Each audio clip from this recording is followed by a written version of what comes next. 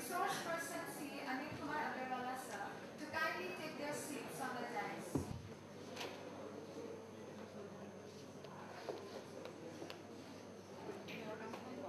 Yeah, I'm from Guwahati. Shri Anil Kumar Agarwala. Thank you, ma'am. Now I hand over the session to the moderator. Thank you. Churchill has said, responsibility is the price of greatness. Individual person. But this equally applies to all persons, all citizens of the country. As corporates are citizens of this country, as much as I or you are.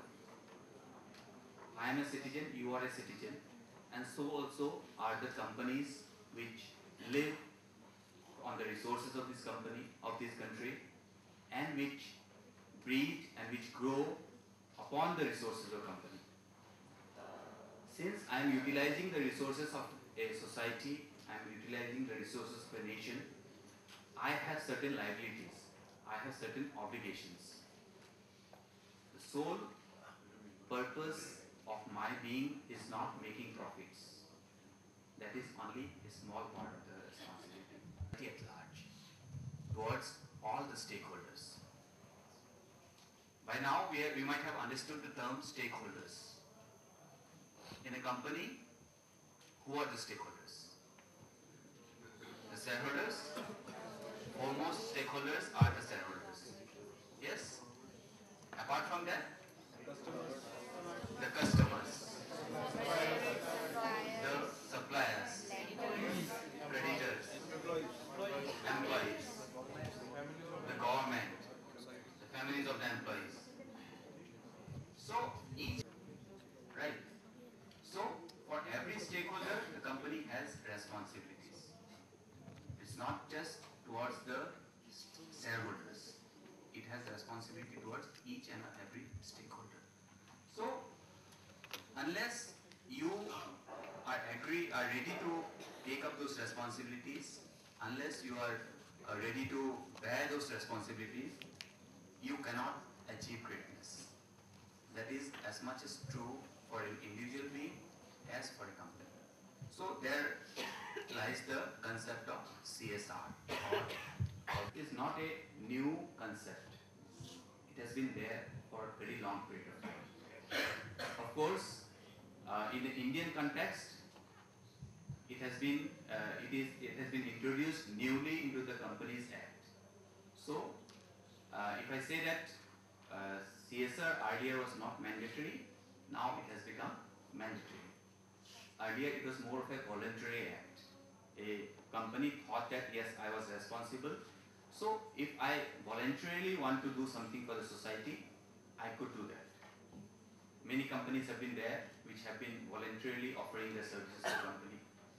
The business community, as we know, from time immemorial, from the historical times, business community has been involved in development of communities, the social development of communities. When we went to this corporatization, many companies came up and developed their areas of their operations. For example, Reliance Industry, it has done tremendous social service work in its field of activities in Gujarat, in Maharashtra. Similarly, we have Oil India in Assam, where they have been doing good work in and around their areas of operation in Dibrugarh district, in Tinsukia district. So those were more of a voluntary kind of thing. But now, the Companies Act 2013 has made it mandatory for every company which meets certain criteria. We have a few criteria. If you meet those criteria, it is imperative upon you to perform certain activities which are regarded as corporate social responsibility activities. So in the course of our session today, we will be learning what those activities are, what are regarded as corporate social responsibility, who are the companies who are required to perform CSR activities, what is the extent of expenditure they have to bear on these CSR activities. Okay.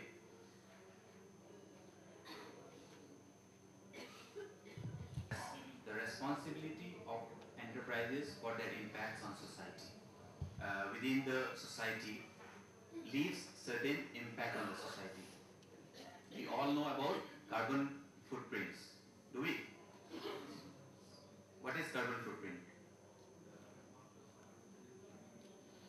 The amount of carbon dioxide generated by an entity during the course of its business. So we all know carbon is a negative thing. It causes holes in the ozone. Okay, greenhouse effect. So if you are generating lot of carbon, then you have a responsibility to reduce the impact of the carbon emission also. So it is your moral responsibility, it is a social responsibility to plant more trees, to find out ways in which you could reduce the impact of the carbon emissions. We all know how carbon emissions occur. 14% of the total carbon emission, we are claiming that we are performing certain activities which we are not bound to do. It is a voluntary act. Therefore, I am just making a philanthropical, but now the concepts are changing. It is no longer that your CSR activities will be regarded as philanthropy. The United Nations Industrial Development Organization is quite categorical when it says that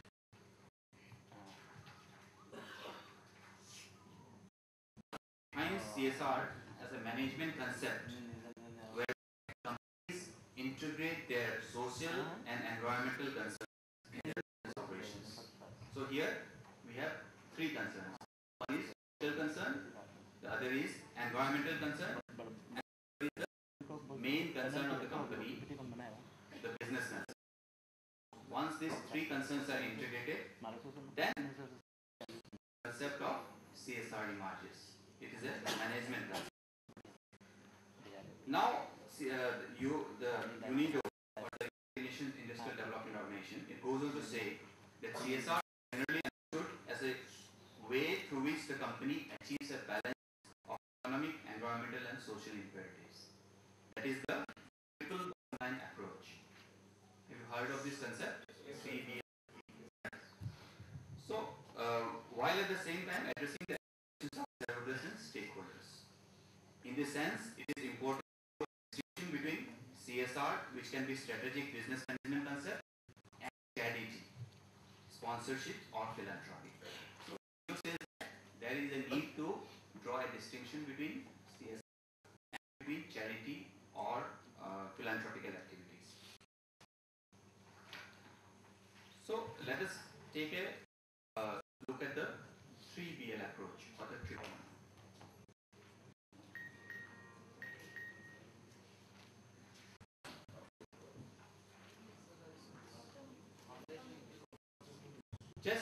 Just imagine a profit and loss account. Okay. So activities were more or less directed towards generation of profits and towards strengthening of the bottom line economically. But now it is not just the economics. It says that you have to look at other bottom lines also. And those are the environmental bottom lines and the discussed. And the environment. We have to look at the future, what we have. We cannot take away the unity. We cannot destroy Mother Earth. We cannot leave our progeny with nothing at all. That is the whole concept. So there is a concept of sustainable development. Sustainability. What is it? Sustainable development means development that meets the needs of the present without compromising the ability of the future generations to meet their needs. So if I am using a particular amount of fuel to power my operations, I have to ensure that my future generations, my future progeny, they don't suffer because I have used too much of the fuel. So they should have enough left. I cannot take out all the water from the planet and use it for my use. I I cannot do such my future is left without water resources. So those are the concerns which each and every one of us have today. And so we are looking at things like green revolution, grow green. एक status symbol है या it's a matter of they expect that people pack their bags because they have green. But the concept has to change. You have to understand that it has to be my part of my business operation. It has to be your obligation. Each and every company should be obliged to use less paper. It is not that because you are using less paper, someone has to pack your bag. It has to be that it is your moral and social responsibility that you have to use less paper. So this concept has to be integrated within the business processes. Each and every business process has to, as a part of the business process, you have to integrate these concerns, the social concerns and the environmental concerns as well, not just increasing your profitability. Right? Let's first go through the criteria. Which companies are required to perform CSR activities? The first is a company with a net worth of 500 crores of rupees. So if your net worth is 500 crores or more, you are mandatorily required to perform CSR activities. The second criteria is a turnover of 1000 crores or more. So if your turnover is more than 1000 crores, you fall in the net of the CSR. And the third is a of 5 crores. Any of the three. Any of the three. You fulfill one of the criteria, you come within the CSR net. So the third criteria is the one which it is thought that many smaller companies would come within the net of the CSR. Either all small companies have been avoiding CSR activities, saying that we don't have enough profits or that we don't have enough impact on the society. But now they will be made to think, sit up and think, look at their impacts, how are they negatively impacting the society, and then find activities, find programs and projects to right those wrongs. Right. So these are the companies which will come into the CSR net, and it is estimated that within the current year, that is the current year 2015, around 16,500 companies will come within the net across the country. It is 2% of the average profit. You all know the things. So yes, the word used in the section in the act is profits. The rules have defined profits. What is profit? So it is commonly understood that the profit before tax is what is meant by the CSR. So whatever you earn before paying off the tax in the last 3 years, you average it out and then spend 2% of that at least in your CSR activities. So how much will that generate? What is the kitty? What will be the fund that will be generated? Any imagination? Any idea? 20,000 crore. It will be in India 20,000 crore rupees. So that is as much as the entire GDP of Meghalaya state. या आसाम का कितना है? 1/5 of the GDP of Assam. The gross domestic product of Assam last year 13-14 was around 1 lakh crores. So 20,000 crores will be generated from CSR activities by private sectors. Taking the national average, maybe you will find that it's not much. The budget, the entire GDP of the country, how much?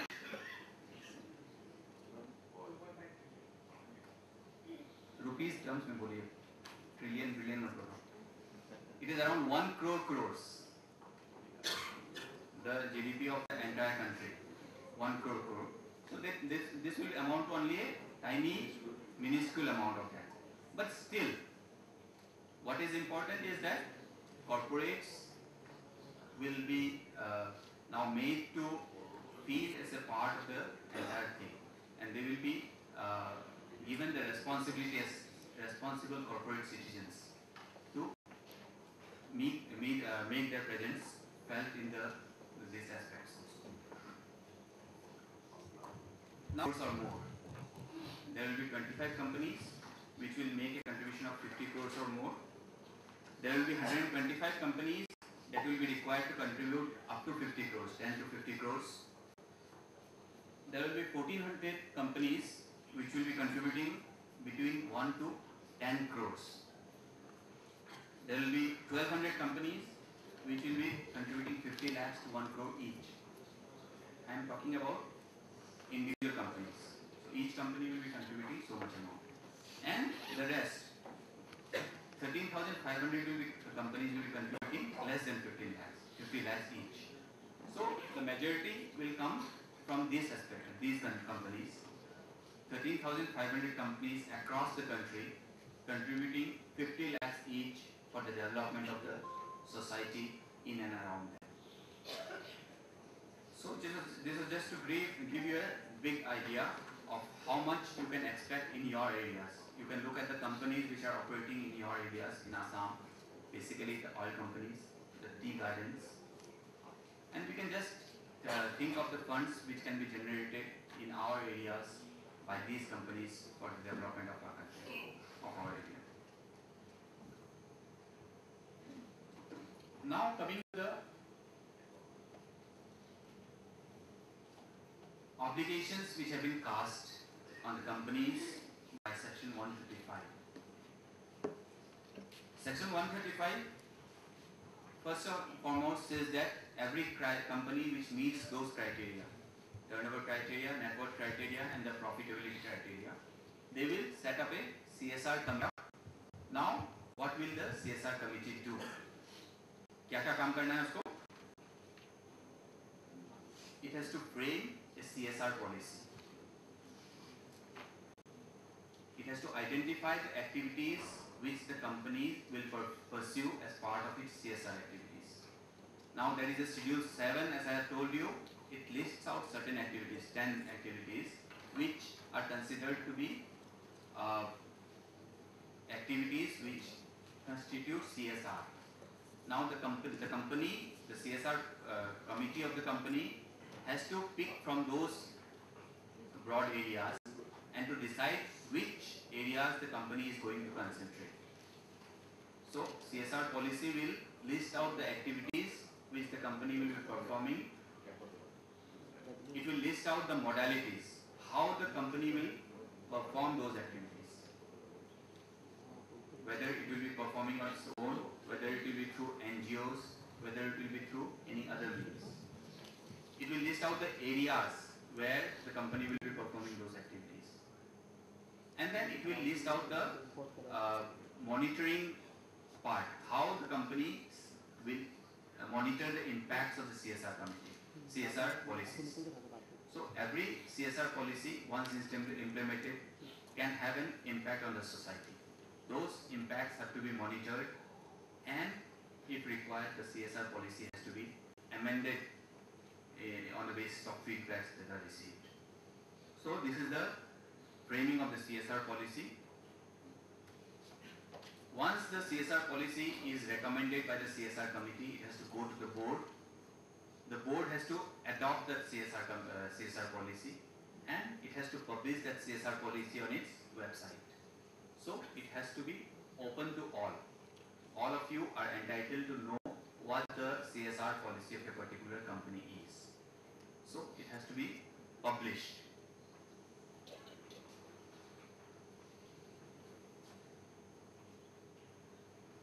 Then the board is supposed to execute the CSR. It is an obligation which has been cast upon the board of directors to see that the CSR policies is actually implemented. and the spending that has to be, the outlay that has been made, 2% is the minimum. If the board recommends, it can recommend a higher amount also. It can recommend that we will be spending 5% of our profits on CSR activity. Nothing to stop them. But the board has to see that that particular allotted fund is actually utilized for the CSR activities. If for some reason it cannot utilize the entire amount in a particular year, it has to mention the same in its board report.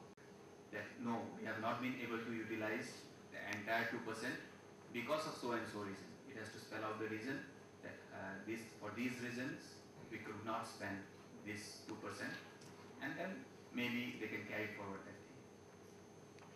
And the final is a report. All of us know that the board is supposed to make a report to the stakeholders, board's report. Annual report contains the board's report. And in that board report, it has to report certain things about the CSR policy, about the CSR committee, about the amount it is spending on the CSR activities, and about the areas where it is spending the CSR activities. And if it has not been able to spend the entire thing, why it has not been able to spend the entire 2% on CSR activities. So these things have to be included in the report which the board releases to the stakeholders or the shareholders.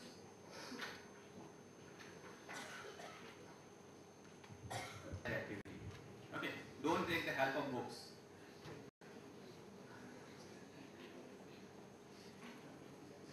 What is this? Poverty and hunger alleviation. So first activity, eradicating hunger, poverty, malnutrition. Then there is a second part, preventive health care, sanitation, and making available safe drinking water. So you will see as we go through the CSR activities which have been listed down in Schedule 7, that these are activities in which the government sees that India is lagging behind.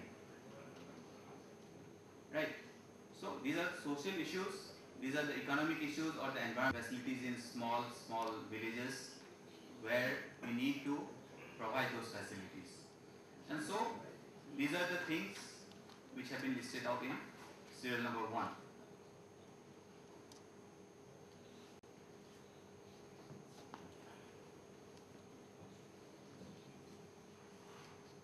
Serial number 2, get ready. All ready? सबने देख लिया है किताब में ना?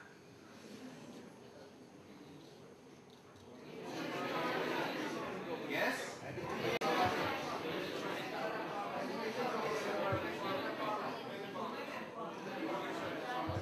Women empowerment or education? It could be both.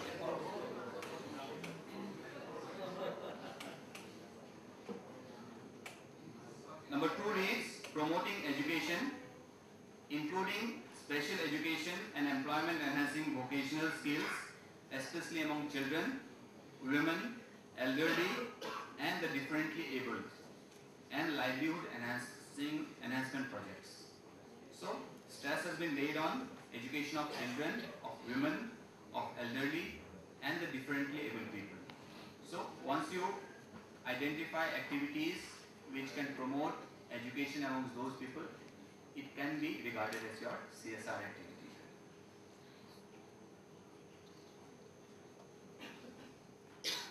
Yes?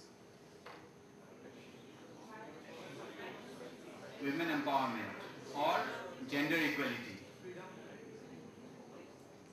Empowering women, setting up homes and hostels for women and orphans, setting up of old age homes, daycare centers, senior citizens के benefit के लिए you set up homes, and measures for reducing general inequalities which are faced by the society at large. So these are the activities which are listed out in serial number 3 of Schedule 7. The next one,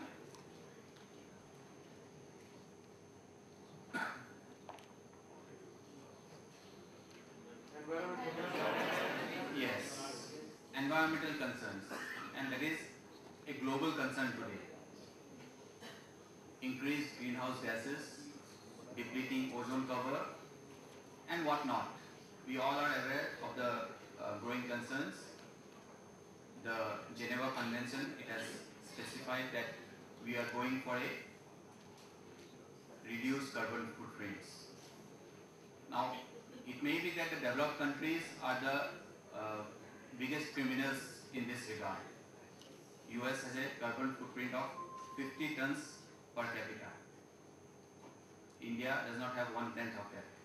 So, large developed nations are having a more negative impact on environment definitely, but it does not mean that we can avoid those. What is happening? We are following the developed nations. We are a developing nation. Even after 60-65 years of independence, we are still a developing nation. What we are doing is emulating the developed nations. They have already reached the peak. We are trying to scale that peak. But in our way up to the peak, we have to avoid the pitfalls which have been there undoing. US now is the greatest criminal as far as damaging environment is concerned.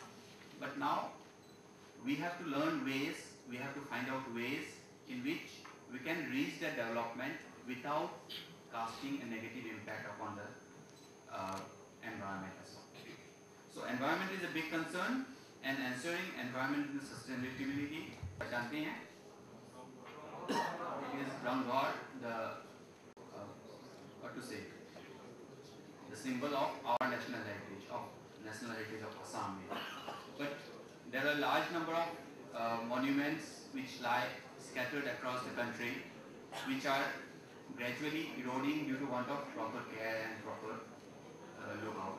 So you have to devote your resources on the protection of national heritage, on the protection of art and culture of the country, including the restoration of buildings and sites of historical importance and works of art.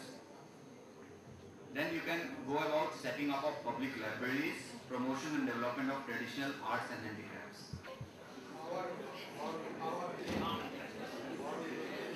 Our armed forces. Armed forces, yes. The armed forces are looked after by the government.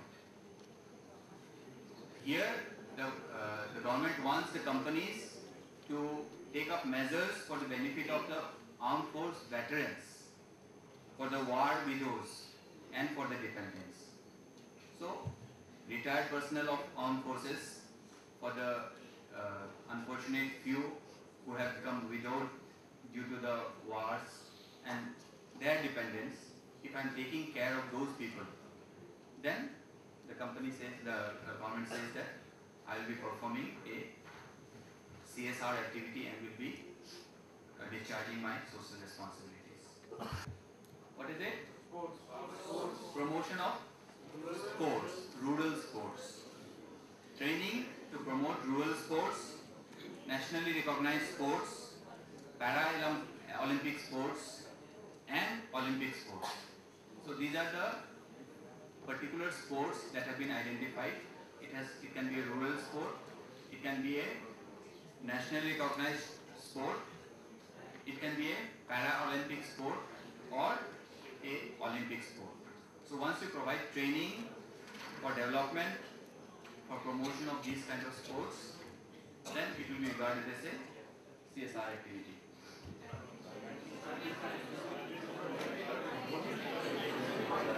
Yes? Why Namo? Now the government says, if you have funds and you have not been able to perform any of the CSR activities, then donate to the Prime Minister's National Fund, the National Relief Fund, and that will rid you of the obligation of your CSR activities. So if you can donate to the National Relief Fund of the Prime Minister or any other fund which have been set up by the central government for socio-economic development and relief of the welfare of the scheduled castes, the scheduled tribes and other backward classes, minorities and women, then CSR obligations will be met. But apart from these, you cannot make donations to any other person.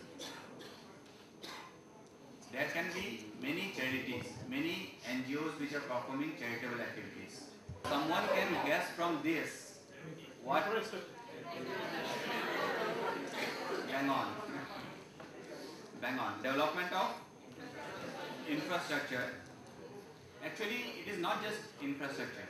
The clause reads, contribution or funds provided to technology incubators located within academic institutions which are approved by the central. Not just irrigation. It is rural development. Development of rural areas, and it can entail a lot many things. Simply go to the villages and see what they are lacking in. They are lacking in irrigation, they are lacking in roads, they are lacking in healthcare facilities, whatnot. So take up any project which can eradicate any of these ills, and your CSR obligation will be met. Outside India, it will not be regarded as CSR activity done in India, and it will not come within the 2% gap. Now, its own department, separate CSR department can be there, which can make the spendings on the CSR activity. But then there are certain hurdles which have been put up by the government. One is an amendment that has been brought about in the Income Tax Act, which says that CSR activities performed by a company will not be deemed to be a business expenditure. So section 37 specifically says that if you perform certain activities in the CSR fold, it will not be deemed to be a business expenditure. That means that whatever activities you do for CSR, you have to pay tax upon that. It has to be added to your profit, and then you have to pay tax upon that activity also. So it is not a tax deductible expenditure as such. So this will, I think, will cast a negative impact on companies taking up CSR activities on their own. But then there are other ways. The second way is to go about CSR activities by forming your own non-profit organization. You can have a trust, a foundation, you can build a society, an NGO, which the company can form. The company can develop those societies and trusts, and then perform the CSR activities through these trusts. Even existing trusts, they can go about doing these things.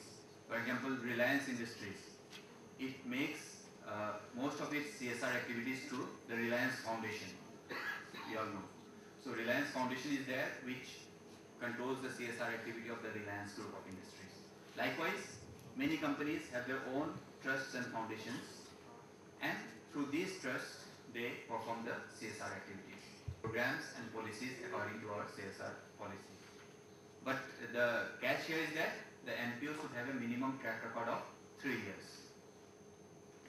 If you go through the CSR policy of Reliance Industries, which can be downloaded of course from their website, you will find that they have listed out certain criteria which they expect that the NPOs will fulfill before they go in with collaborating with those people.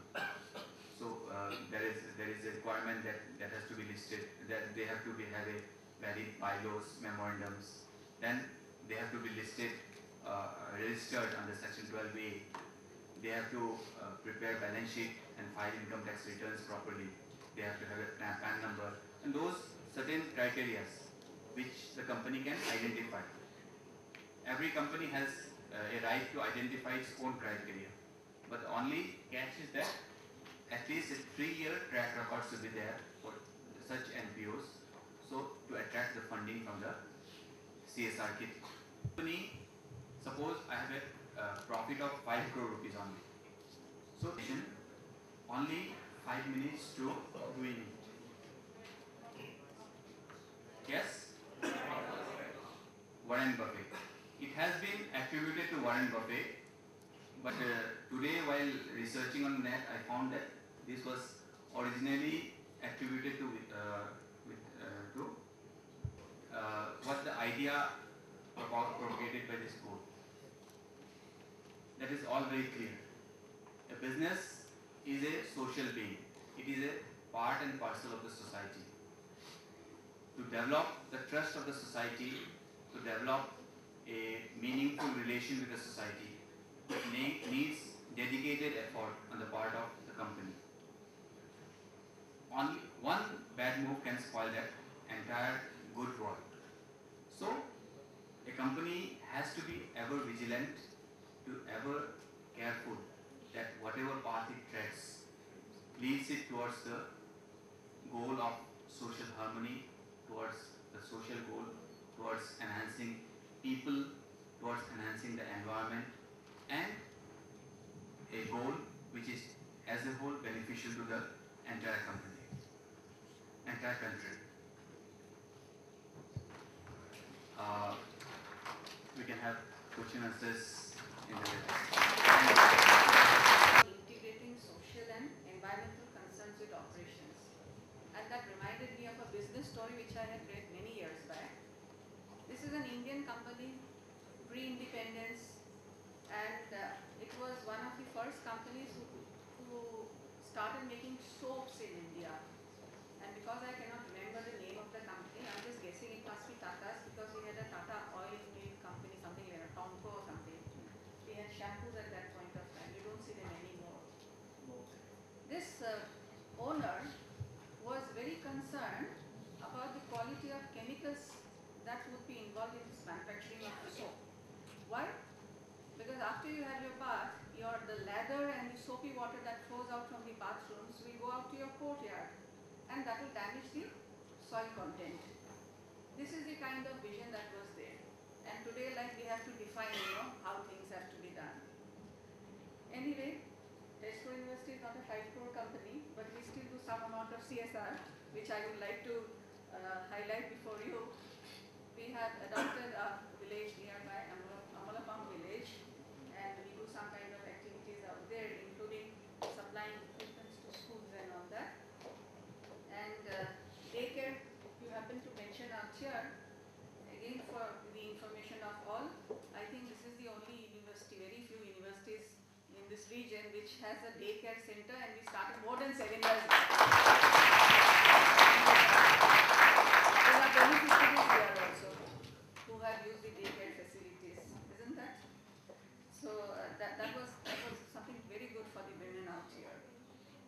We also do our part of reducing carbon footprint from time to time. At least the energy departments puts up stickers saying, switch off when you don't need lights and fans and all that.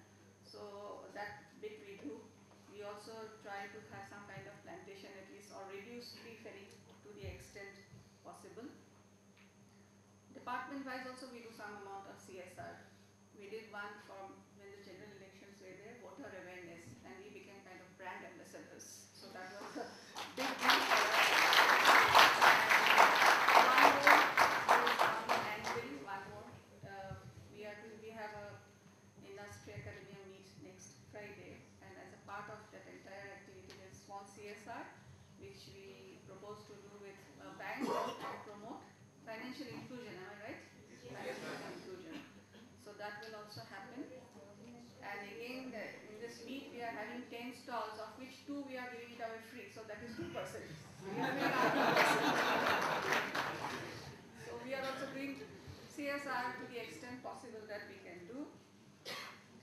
And I just have a query, that you talked of that if companies cannot spend their funds, they will give it to Prime Minister's relief fund and all that.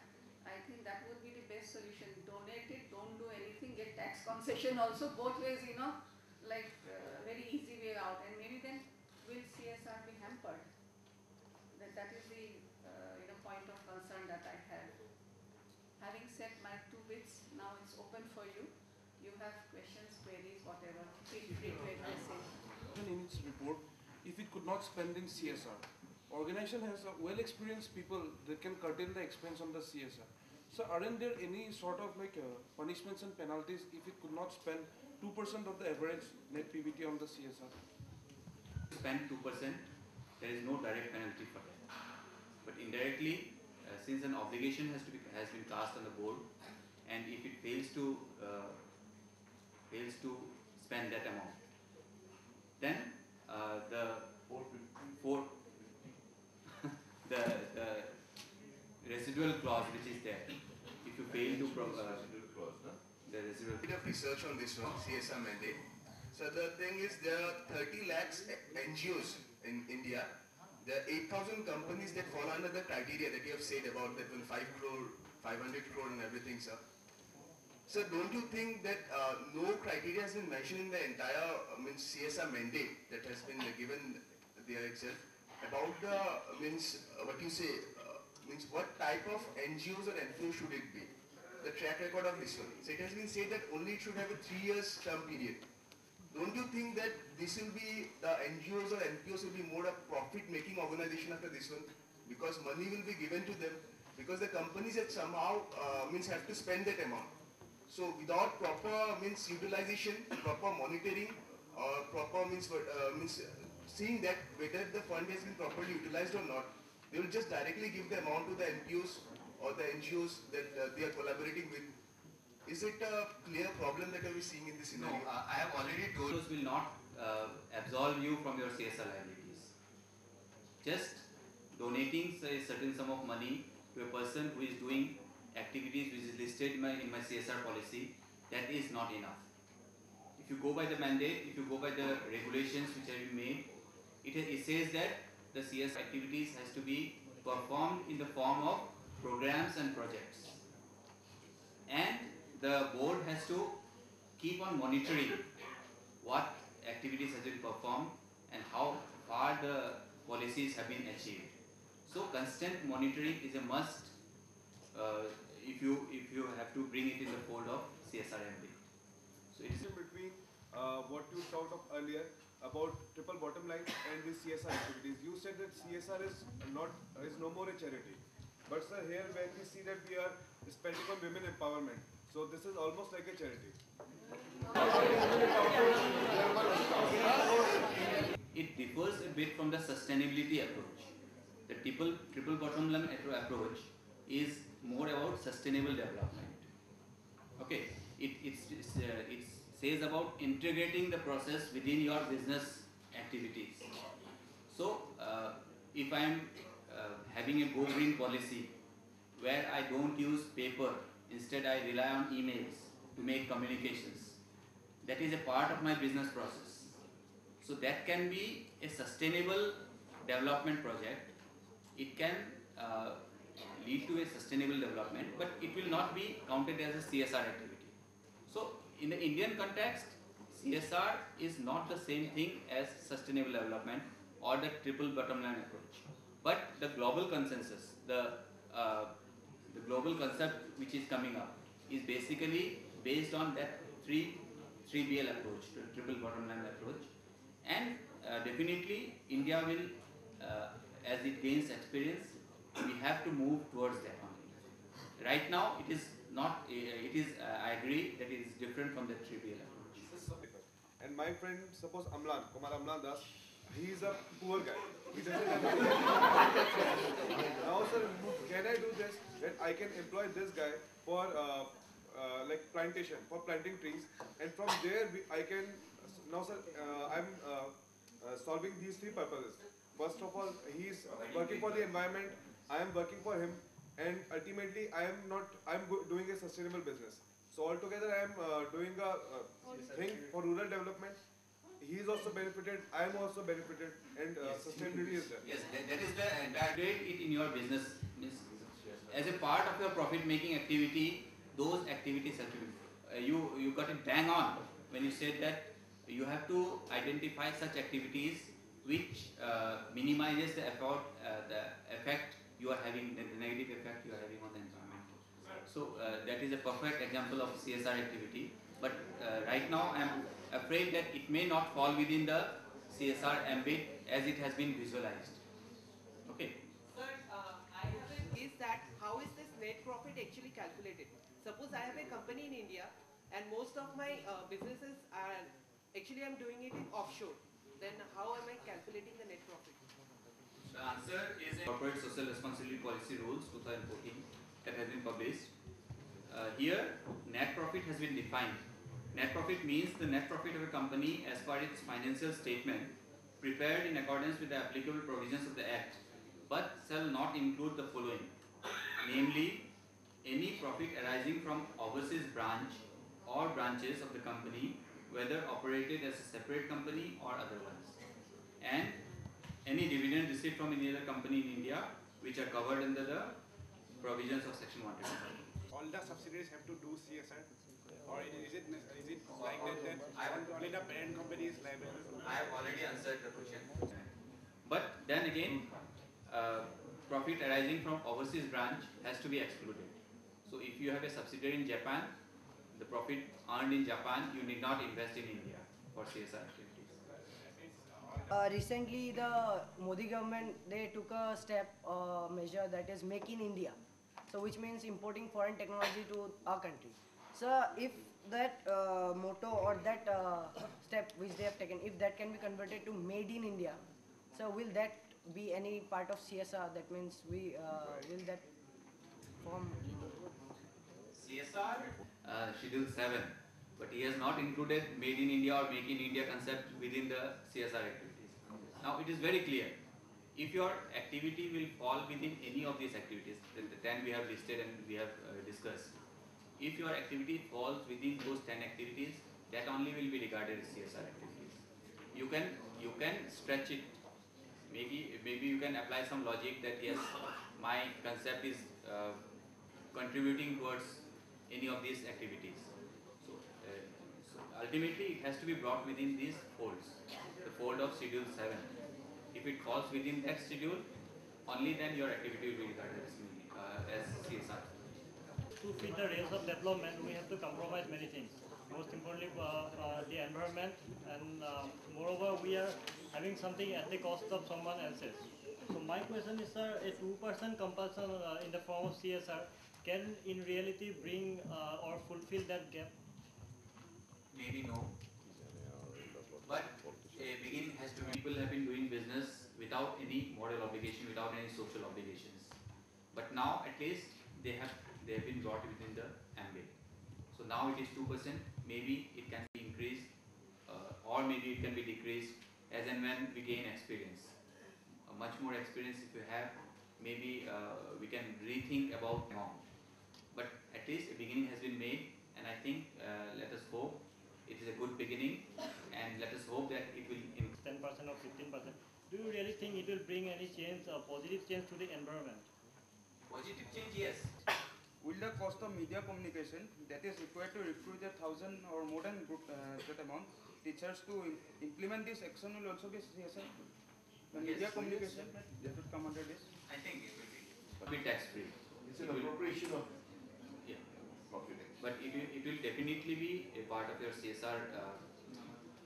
If your CSR policy says that development of street children, we are performing an activity, that activity will also come within that. I don't think there is any problem.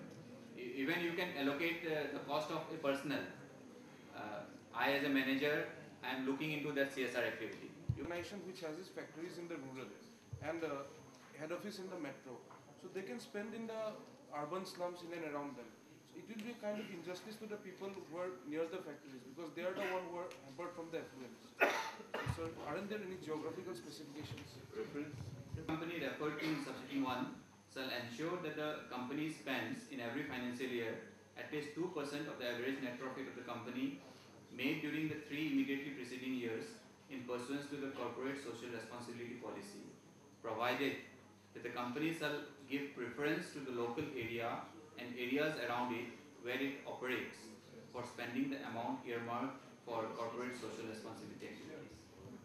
Before it was made a mandate, CSR was almost like charity. So companies used to do as their willingness. So now as it has been made a mandate, why won't the companies go for showing less profit in their books, so that they can save some portion of their profit. You have to remember the 3 BL.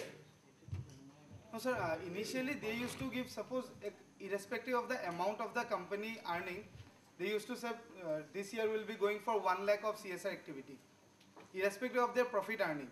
So when it comes to 2%, it might be like 10 lakhs, sir, suppose. So when they were willingly to give 1 lakh, why should they go for 10 lakh? They might show less profit in their books. 2%, they are having the major shareholding, so they will lose from their own. They will never do these things. Some private company may the easily first do and this. foremost responsibility of a company is towards the shareholder. You are going to be sacked. Donating money in Prime Minister Relief Fund, so all other CSR activities are not tax exempted or tax we don't get any exemption from tax in any other CSR activity. You got me wrong. If I am performing CSR activity through a company-owned department, in a corporate I may have a CSR department which is looking about my CSR activities.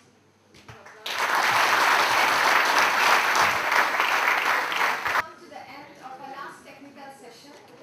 We thank Professor Chandana Goswami ma'am for very nicely moderating the session, and CA Anil Kumar Agarwala sir for an illustrious presentation on corporate social responsibility.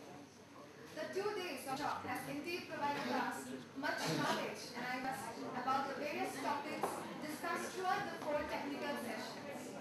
We express our heartiest gratitude to the dignitaries for sharing the valuable knowledge and information on the Companies Act 2013 and corporate governance.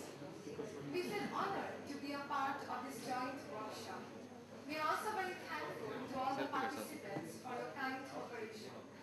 Now, may I please invite Professor Sarkar sir to kindly summarize and conclude the workshop. Please, sir. Conclude the workshop. It's 1:30 p.m. So the lunch time. Thank you very much, the moderator, and the very nicely illustrious presentation on the CSR, and also the questions put by the audience here, and defending the laws of the Companies Act by the Chartered Accountants here. Otherwise, initially when it was enacted, we have been confronted with some questions by different fora that a company pays 33.99% if we surcharge and all these education cess, etc. Then it is an extra 2% over it. So it is 35.99%. And the list which you showed, it is to be done by the government. Then what government does with the tax money? If a corporate has to do all these things, what is government's purpose? So that was initial things when it was being enacted. Now as you know, change is always like this, and now people have accepted it. Now we are listening to learning that okay, these are the CSR activities. And now there are some questions from the budding minds you see. One person was asking that whether I can take my friends and them like this. We Indians are very intelligent. And you know, time will come when we will, just section 135, we will take all advantages of this and see how we can maximize our things. But as C. Agarwalji says, that government also says that should be win-win. It is not a lose-win kind of thing or win-lose kind of thing. So thank you for nicely making the presentation. As yesterday we started it for the benefit of the resource persons who joined today. We have inaugural session yesterday. It was attended by our Vice Chancellor, Professor Mihir Kanti Chaudhary. He is a person from chemical science, but yesterday he prepared well, as students should also learn from that when a person comes here, the homework pays. Actually, when he started talking about SEBI and Companies Act, I was a bit shivering, that why has he started like this? He could have told something about Tezpur University or some other things. But when he started with one-man company and women director, then I understood that no, he is in the line. He has read it. And afterwards you could see the way he changed over to corporate governance, because he is in the board of some companies, because his patents are there, which is commercialized. So that way, because of his homework last 2-3 days, I asked him several times, should I send you some background materials about this? Because it is not your area.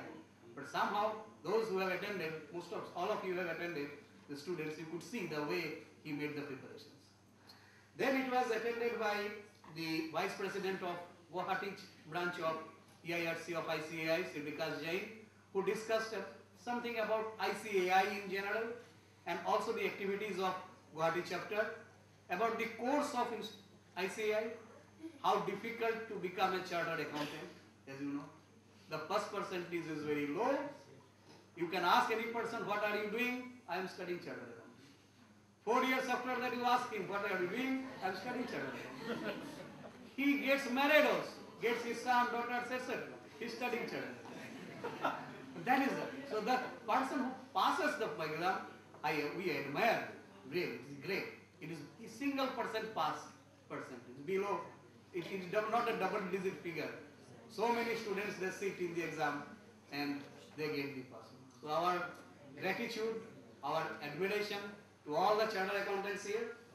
Then there was the Director of Board of Studies of Institute of Chartered Accountants of India from Noida, who discussed in detail on various activities related to corporate governance and the Companies Act. And as you know, he is a very good orator. And all the students and all of us could enjoy his session there. Then we started with technical session 1 on the theme itself on corporate governance and vis-a-vis Companies Act, which was the resource persons was Sunil Sharma ji. Sunil Sharma ji gave an overall picture of the Companies Act 2013 in a detailed way. And then it was supplemented by Sir Vijay Kapoor, who critically questioned on various sections, various aspects of this. Like if somewhere is written that this decision should be taken in the presence of at least one independent director. Bill is asking her what happens if one only independent director? How does it make differences? So in this way, the first session was like this. It is moderated by our professor, Mrinmoy Kumar Sharma. After lunch, we have a session of accounts and audit. The first session was, actually, it was a jointly, they took it. We have an academician, Professor Sujit Sikidar, as you know, after lunch session. But when he came out with 2 medicine bottles there and showing something on these medicine bottles, so at least the students could not sleep. They found that what is the medicine bottle and what is RX and what is Hippocratic oath and what is to be done with Hippocratic oath with corporate governance. So Hippocratic oath is there. Chartered accountants also take our oath. Whenever they sign something, there is a big lines there. These financial statements we have gone through in detail. So in my true knowledge and belief something, this includes everything. Then they put a signature. And this signature is very, very valuable. Those you know, tax audit, that if your professional income exceeds this, if your turnover exceeds this, you have to run for that signature only. So that's why he started with the Hippocratic oath and all these things, that what is there. And then it was taken over by Debashish Mitra, and who is a prolific speaker. So he took the cordless mic with him, and then he moved around the whole campus, whole hall, and talking about all these things, starting with accounting standards and all the accounts and all these things. And probably some students now remember, okay, cash flow statement, the section A accounting standards is AS. Good. So if at least you take something from here in 2 days, we think that tomorrow you will be working somewhere. One accountant will be there. He will be preparing cash flow statement. You can at least tell them, please consult AS3, whether this is according to that or not. Then you can see revised 6. So we are learning about revised schedule 6. We thought that is the latest one. Then we saw that no, Companies Act 2014-15 talks about certain things on financial statements. And then these are some of the things which I think that after lunch session, you can listen to this. Then today, we started with salient provisions of Companies Act, very, very tough areas both. But the way the session ended and the questions that you could put, then we could appreciate the speakers who have handled this particular topic. And now, this is on CSR. Everybody now talks on this. As you have shown, some non-profit organization NPOs, the NGOs are there, we are there, everybody is there. So we see that if we get a certain part of the kitty, which is a big, big one. Initially one small company discussed with us and we calculated the 2%. It's a big amount. They did not know how to spend. And before we got indexes, thought that okay, it will qualify. Then I understood no, it will not qualify. And these are the things. We have a Sampark here on February 6th and 7th. We have a special session on CSR also. As you know, that whenever certain interesting thing we get in an act, we academicians normally go for it. You will see so many PhDs will be coming out on this particular. From MBA second semester, 41 from MBA fourth semester, 30 from integrated MCOM, there in the second semester, there is a BCom module actually, 12 research scholars, 9 academicians all over the region, and 2 professionals, including Rajkumar Nahata of Tejpur. So with this, we conclude the workshop here. The certificates are ready. You can take it from outside the hall when you go out. Our profound thanks to the Institute of Chartered Accountants of India, Board of Studies for supporting this particular workshop, and also to the esteemed members of the Institute of Guwahati branch of EIRC of Institute of Chartered Accountants of India, because you know they may be the prolific speakers. I do not know. When I asked the chairman, so KP Sardaji, to give us certain names, because we have to get these things approved from Institute Delhi, because they asked who are the speakers, what would be the module, and these names came first. And the way you people talk, and the way Anilji also prepared the slides, nice, very nice. Thank you very much, and hope it will be a continuing relationship with all of us. With this workshop